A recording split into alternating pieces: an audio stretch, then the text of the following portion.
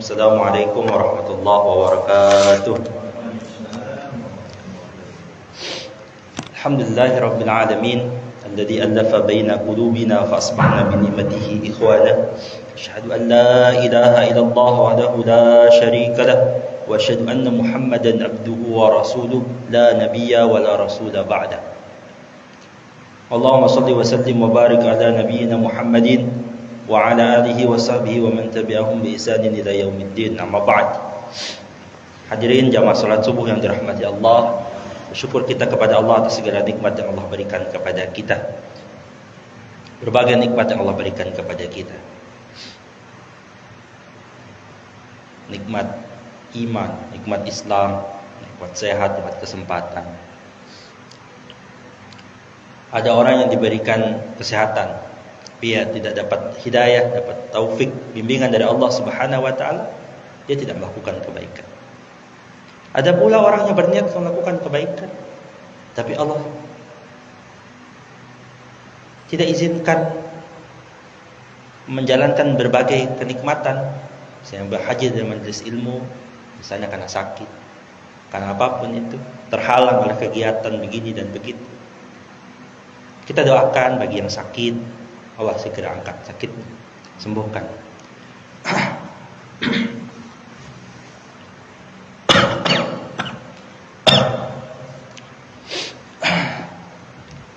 Alhamdulillah Bapak Ibu yang dirahmati Allah, di kajian subuh ini seizinkan saya untuk menyampaikan beberapa kisah saja. Berkisah tentang dua orang tokoh yang disebutkan dalam Al-Quran.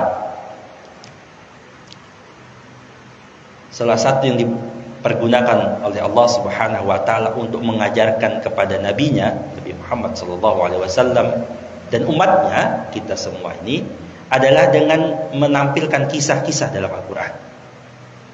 Itu salah satu metode yang banyak dilakukan oleh Allah untuk mendidik Nabi dan kita. Ketika Nabi merasa berat, Allah hadirkan kisah yang jauh lebih berat dibanding Nabi. Ketika para sahabat mengeluh, wahai Nabi, kami keadaannya begini, disiksa begini dan begitu, Rasul pun mengajarkan kepada mereka dengan metode berkisah. Rasul kisahkan kepada mereka, tahukah kalian, dahulu ada orang yang dibeginikan. Ada yang disetrika dengan setrika yang panas, begini dan begitu, dan mereka tidak keluar dari iman. Itu ingin mengajarkan kepada para sahabat, oh, ada yang jauh lebih berat. Ketika Nabi pun merasa berat, ketika awal-awal berdakwah itu dibenci kaum, ditolak kaumnya, bahkan ditolak oleh orang terdekat.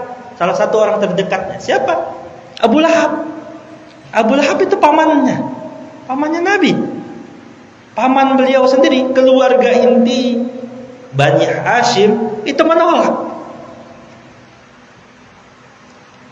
Abu Lahab itu bukan orang jauh. Kenapa saya bukan bilang orang jauh? Nabi itu punya anak 2 perempuan. Ya, dari sekian banyak anak beliau, 2 anak itu dinikahkan dengan 2 anak Abu Lahab.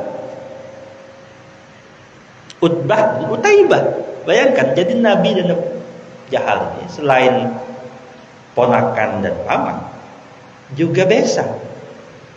Besan bukan cuma 1, 2 anaknya Nabi dengan 2 anaknya Abu Lahab ini menikah. Tapi ketika Nabi berdakwah, Abu Lahab ini menolak dengan keras, meminta kepada 2 anaknya untuk apa? Untuk menceraikan 2 anak Nabi tersebut dari hubungan yang sangat dekat. Tapi dari situ Allah hadirkan kisah-kisah orang terdahulu, nabi-nabi yang jauh lebih berat kondisinya dibanding itu. Nabi yang jauh kondisinya ditentang. Salah satunya siapa? Nabi Nuh. Nabi Nuh itu mengadu kepada Allah. Qala rabbi inni da'awtu qaumi lailan wa naharan falam yajidhum du'ai illa firara. Ya Allah, aku telah mendakwahi kaumku itu siang dan malam, tapi sedikit dari mereka yang mau mengikuti. Bayangkan Nabi Nuh itu berdakwah 1000 kurang 50, berarti 950 tahun. Kalau ada sekarang kita berdakwah, wah, pengikutnya kok dikit, yang diundang begini kok pada mau datang, begini dan begitu. Nabi Nuh itu berdakwah 950 tahun. Bahkan istri dan anaknya tidak beriman. Ada anaknya yang beriman. Tapi ada istrinya dan anaknya, salah satu anak Nabi Nuh, tidak beriman. Allah hadirkan kisah itu buat apa? Untuk menguatkan salah satunya kepada Nabi Muhammad SAW. Ada kondisi jauh lebih susah, kondisi yang jauh lebih berat yang dijalankan oleh para nabi terdahulu. Itu yang menguatkan. Nah, pada kesempatan ini izinkan saya mengingatkan kita kepada satu kisah, karena di bulan Desember biasanya ada satu agama yang menjadikan di bulan Desember ini agama bulan yang sangat jadi utama bagi mereka, karena di situ mereka beranggapan lahirnya Nabi Isa. Maka kesempatan yang lebih layak menghormati, memuliakan, tapi sesuai dengan batasnya, Nabi Isa kita, umat Islam. Bahwa Nabi Isa itu yang bahkan nanti di akhir zaman akan turun ke bumi ini.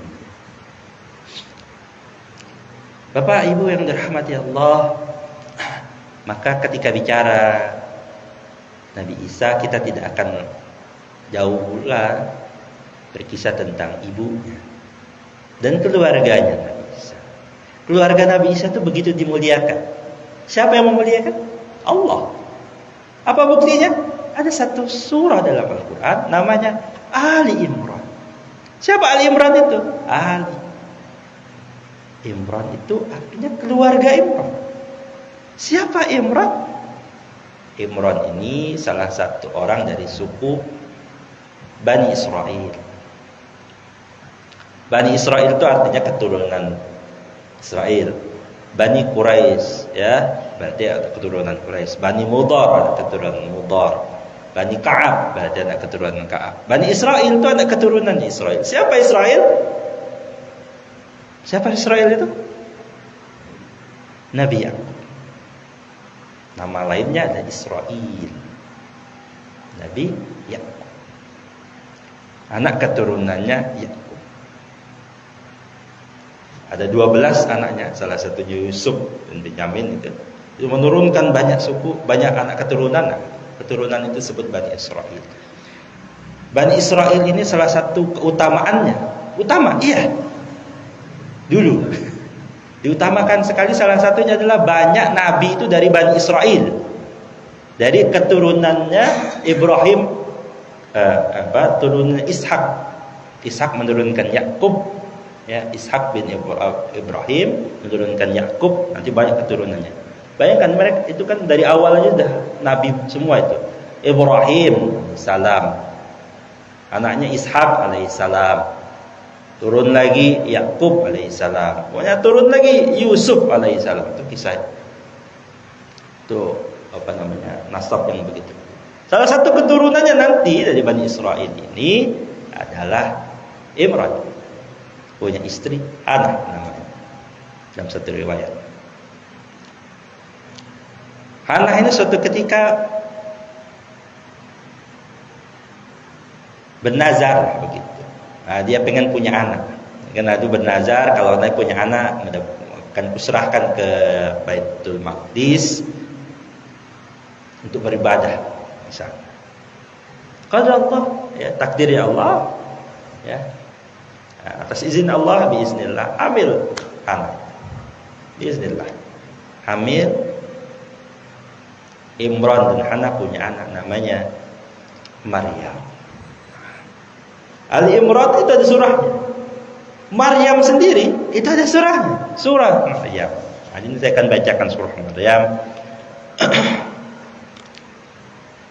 mulai dari ayat 16. A'udzu billahi minasyaitonir rajim. Wasqur fil kitabi Maryam, dan ceritakanlah wahai Muhammad kisah Maryam di dalam kitab Al-Qur'an. Dikisahkan kepada siapa? Ya kepada umatnya Nabi Muhammad SAW, pada para sahabatnya, dan sampai kepada kita. Kalau ingin diceritakan, Allah sampaikan, ceritakan, itu berarti ada hikmah yang begitu besar yang ingin Allah munculkan agar kita mengambil pelajaran darinya. Banyak orang belajar sejarah itu hanya cerita, oh iya itu anaknya si itu, si fulan berhenti. Padahal yang penting dari sejarah ketika itu dipergunakan dalam Al-Quran, dalam setiap dakwah ini adalah kita mengambil pelajaran, mengambil ibrah, mengambil hal baik dari segala itu. Wadhkur fil kitabi Maryam idzan tabadat min ahliha makanan syarqiyah, dan ceritakanlah wahai Muhammad kisah Maryam dalam Al-Quran, yaitu ketika dia mengasingkan diri dari keluarganya ke satu tempat di sebelah timur. Saya melanjutkan kisah yang tadi bahwa Maryam itu putra binti Imran itu dibesarkan ya oleh Zakaria, Nabi Zakaria di Baitul Maqdis. Dan sungguh luar biasa, Maryam ini adalah seorang perempuan yang begitu taat beribadah. Hari-harinya dia habiskan dalam Baitul Maqdis untuk beribadah kepada Allah Subhanahu wa taala, mendekatkan diri kepada Allah.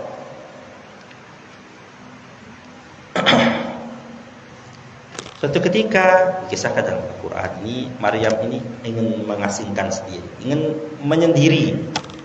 Ya, salah satu memang yang dijadikan proses pendekatan diri kepada Allah itu adalah kita menyendiri. Nabi kan ketika mendapatkan wahyu itu menyendiri di gua. Apakah kita harus begitu? Datang ke gua menyendiri begini dan begitu. Itu bukan sunnah. Ada satu metode menyendiri yang diajarkan oleh Nabi Muhammad SAW. Kapan itu? Di waktu malam. Di saat orang lain sedang tertidur, kebanyakan orang tertidur, kita bangun mendirikan sholat malam. Proses kita menyendiri, mengadu kepada Allah Subhanahu wa taala. Ketika kita sholat jamaah, itu ibadah. Namun ada proses juga Allah syariatkan, sunnahkan, ada satu momen kita merenung, menyendiri, mendekatkan diri kepada Allah ketika sholat malam. Nah, ketika ini Maryam sedang mengasingkan diri, mendekatkan diri, menyendiri. Fattakhadat min dunihim hijaba, lalu dia memasang tabir pelindung dari orang-orang, ya, dari orang dari keluarganya, dari manusia yang lainnya. Fa'arsalna ilaiha ruhana fatamatsala laha basyara sawiyah. Lalu datang Allah mengutus Jibril kepadanya, Ruhul Qudus. Maka dia menampakkan diri di hadapannya dalam bentuk manusia yang sempurna. Hadirin sekalian, malaikat itu bisa menampakkan diri kepada kita dalam bentuk manusia dan bentuknya baik, tampilannya indah, ganteng. Ada satu sahabat itu namanya Dia Al-Kalbi itu biasanya malaikat Jibril itu kalau menampakkan diri mirip-mirip itu. Dia itu terkenal rupawan, sangat tampan. Malaikat Jibril itu kalau menampakkan di hadapan manusia, dia mirip-mirip itu, rupawan. Jadi malaikat itu bisa. Jadi apakah bisa kita ketemu? Wallahu a'lam. Bisa, dalam artian bisa. Tapi apakah itu yang tentu bukan wahyu, berarti kita kalau ketemu itu wallahu a'lam. Tapi intinya bisa menampakkan. Kenapa? Karena saya bilang bisa, dan belum tentu kita kalau ketemu itu belum tentu kita jadi nabi, bukan, karena nabi sudah ditutup gitu, tidak ada lagi nabi. Tapi para sahabat itu pernah melihat Jibril dalam bentuknya sebagai manusia. Dalam hadis riwayat Umar ya, gitu, ada satu ketika Nabi sedang kumpul sama sahabat, tiba-tiba datang orang pakaian putih bersih, datang duduk di hadapan Nabi. Nah, itu dilihat oleh seorang para sahabat yang lain. Umar menceritakan dia melihat orang itu. Nanti orang itu bertanya macam-macam. Nah, setelah dia pulang, Nabi tanya, siapa tuh? Ada yang tahu? Nah, gitu ya.